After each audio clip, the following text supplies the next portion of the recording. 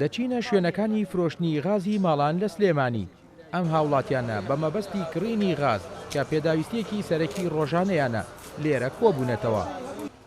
وەک خۆیان باسی لێوە دەکەن، بۆیە بوتڵەکانیان ڕیز کردووە و سەرەیان گرتووە بۆ وەرگرتنی غاز، چونکە لە ئێستادا بە ئەستەم دەستیان دەکەوێت. کاکە لە بەیانی مەهاتین بۆ غازم خەڵکە سەری گرتووە کاکە. من کابراایەکەم ماتۆڕم پێ پاق لە فرۆشم مەسەلەن ئەو تابێک دوو ڕۆژ سێ ڕۆژ چاوەڕێکمە تا غازێکم دەسەکەوێت. وەڵای ئەم کێشەیە تەقریبان تەوە سەرمای کردووە دروست بووە. چەند بتڵت هێناوە؟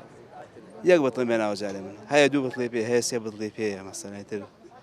بۆ نێ سەرماوەی خەڵک زیاتر ئینەکە بەکارێنێ سۆپا بەکارێنێ بە زوپای غاز. بریکارێکی فرۆشتنی غازیش باز لەوە دەکات، هەرچەندە ئەو بڕە غازەی دەگاتە دەستیان هەوڵدراوە بە شێوەیەکی یەکسان و بە چاودێری لایەنە پەیوەندیدارەکان دابەشی بکەن، بەڵام بەهۆی کەمی ئەو بڕە غازەی دەگاتە دەستیان و زۆری خواست لەسەر کڕینی غاز وای کردووە بەشێک لە هاوڵاتیان غازیان دەست نەکەوێت.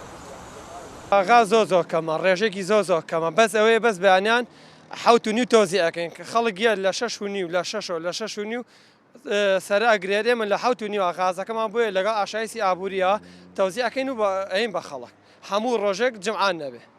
بەس غازەکەش زۆر ڕێژەی کەمە هەر ئەو تۆزێ ئەو نیو سعاتە ئەو سعاتە کە بڵەکە تۆزی ئەەکەین حتا سبەی بیانەکەتی غاز نامێنێ.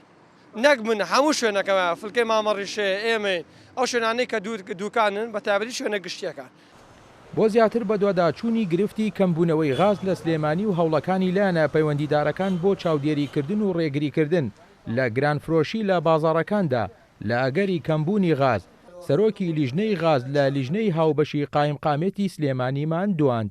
ئێمە وەکو لیژناوەشکانی قایمقامێتی سلێمانی لیژنەی غاز بە شێوەیەکی ڕۆژانە و لە بەیانیان زووە دەرچوونی ڕۆژانەمان هەیە لە سعات 5 بەیانیەوە بەسەر کارگەکانی غاز و بە مەبەستی چاودێریکردنی فرۆشتنی غاز لە کارگەکان و هەروەها چاودێری بریکارەکانی فرۆشتنی غازەکەین لە ناو گەڕەکەکانە.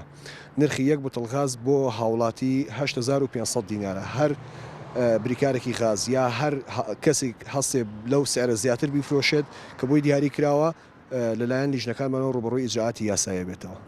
بەپێی ئامارەکانی قایمقامێتی سلێمانی کە دەست کورسات نیوز کەوتووە لە ماوەی 5 ڕۆژی ڕابردوودا لە سنووری پارێزگای سلێمانی 50744 بوتڵی غاز لە کارگەکانەوە دراوە بە بریکارەکان و دابەش کراون لە گەڕەکەکانی شاری سلێمانی. هەر بەپێی ئامارەکە ڕۆژانە 5 بۆ 6 تانکەر غاز دەنێدرێتە سنتەری پارێزگای سلێمانی. هاوکات بۆ شاری سلێمانی و دەوروبەریشی 12 تانکەر غاز دابین کراوە. سەرباری هاتنی ئەو بڕە غازەش بۆ شارەکە هێشتا گرفتی کەمی غاز هەیە، بە تایبەت لەم وەرزی زستانەدا کە خواست لەسەر بەکارهێنانی غاز بۆ پێداویستی ڕۆژانە زیادی کردووە. ئاکۆ ئەمین، کورسات نیوز، سلێمانی.